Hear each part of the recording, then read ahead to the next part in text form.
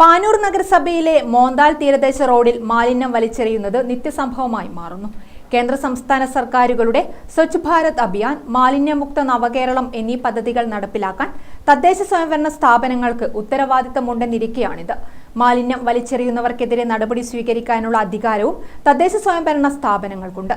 എന്നാൽ പലരും അത് നടപ്പിലാക്കുന്നില്ലെന്നു മാത്രം.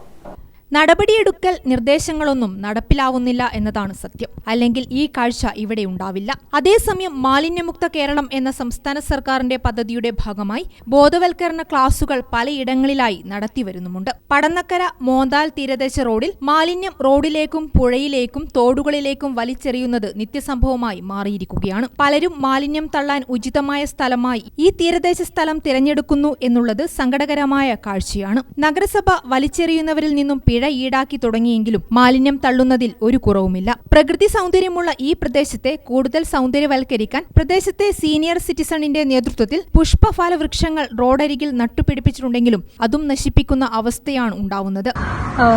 കഴിഞ്ഞ കുറേ ദിവസങ്ങളായി നമ്മൾ ഈ മോന്താൽ പടന്നക്കര തീരദേശ റോഡിന് ഇരുവശവും വലിയ തോതിൽ വേസ്റ്റ് നിക്ഷേപിക്കുന്ന ഒരു പരാതി പ്രദേശവാസികളിൽ നിന്ന് നമുക്ക് ലഭിക്കുകയുണ്ടായി.